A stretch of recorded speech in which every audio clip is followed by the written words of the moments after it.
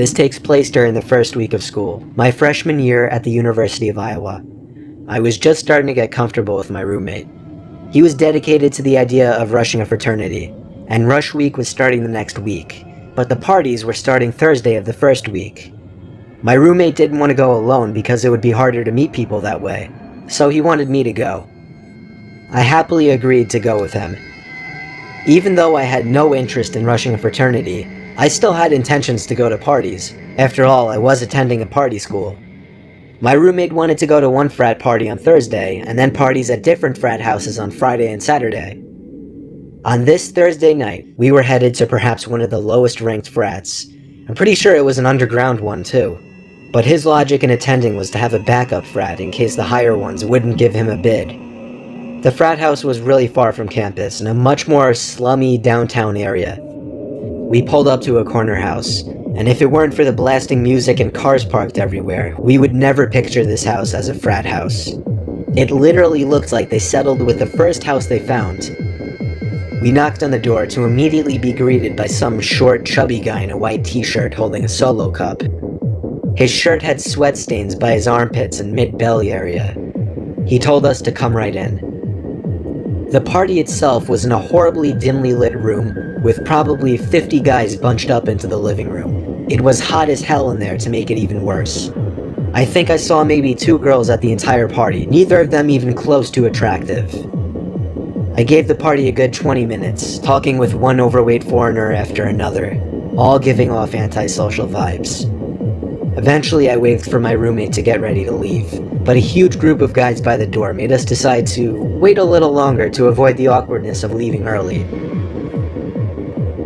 I continued to drink the cheap beers they were serving. I think I downed 5 cups before I could even feel a buzz.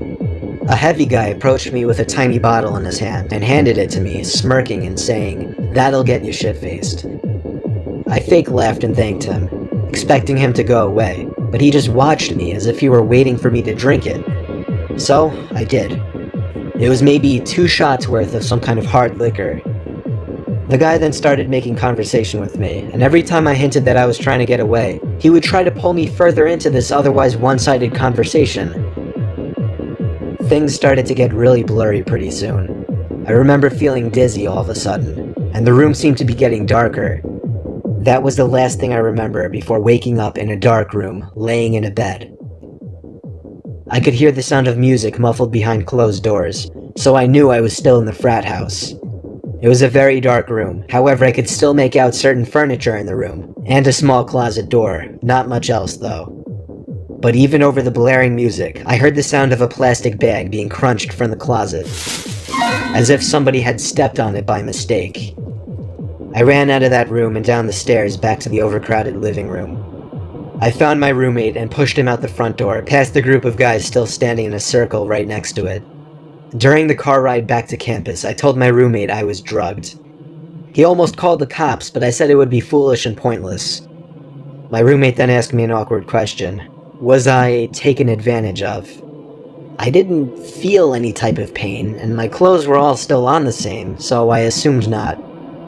When I did a time check, I realized I'd only been out for maybe 10 minutes before waking up.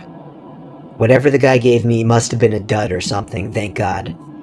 That was my college experience of attending an underground ghetto frat party, and it remains to be my scariest life experience.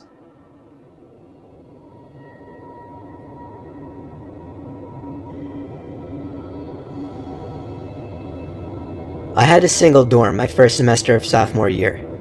It was in the corner of the floor, kind of secluded from the rest of the dorm rooms, since it was in its own little section. You had to turn a corner to even see the door.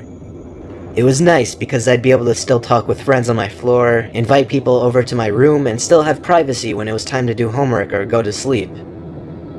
A few weeks into the semester, while studying for a bio exam, the silence was interrupted by a noise. It took me a bit to realize it was a light tapping on the door. It was so light that I almost didn't even hear it. I yelled, "Come in," but the door didn't open, so I got up to open it. Nobody was there. I walked around the corner to look down the hall. Nobody. Somebody was obviously messing with me. I went back to my bed and continued studying, this time leaving the door open. Nobody came back. The next night, a few minutes after shutting the lamp in my bedroom to go to bed, the tapping on the door returned, only this time it was much louder, more of a knocking sound. I called out, "Who is it?" and again the knocking stopped and nobody answered. I got out of my bed quickly and opened the door to see my small private corridor was void of any people. Again, I ran the 10 feet from my door to the corner to look down the main hallway of the floor. Nobody. The next morning, I asked some of the other kids in the dorm if they had been messing with me. Everyone said no. The next night, I woke up after having been asleep for 3 hours.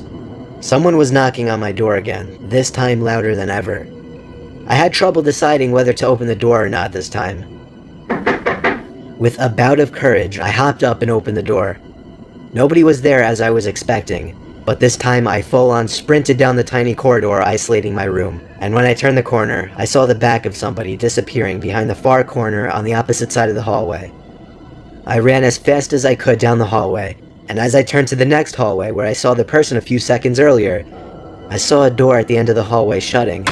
It wasn't a dorm room, it was a bathroom. I felt like I was ready to confront whoever this joker was, so I pushed open the bathroom door with force. The light was off. I turned it on expecting to see somebody hiding in there, but I didn't see anyone. My first instinct was to check the 2 bathroom stalls, which were both shut. I got on my hands and knees and looked under the 2 stalls. 2 heavy black boots could be seen from underneath one of the stall doors. I took a deep breath and pushed the stall open. I was confused. There were the boots sitting on the floor, but no person to wear them. And then I heard a creepy giggling noise. Not a feminine or childlike one. It was a kind of laughing that I could only imagine to be that of a really old crazy man. For some reason my confidence was gone and I was scared shitless. Therefore, I ran back to my room and shut the door. I hopped back in my bed and started texting every friend I had. Of course, everybody was asleep though. The knocking happened one more time that night. I ignored it. It went on for about 30 seconds before whoever that person was finally gave up. I spoke to everybody on my floor the next day. Nobody else heard any knocking, and everybody swore they weren't pranking me. Everybody seemed sincere. I don't know why this person chose to harass me, or who this person was. Judging by the boots and the laughing I heard, this was an older man though, and that disturbs me.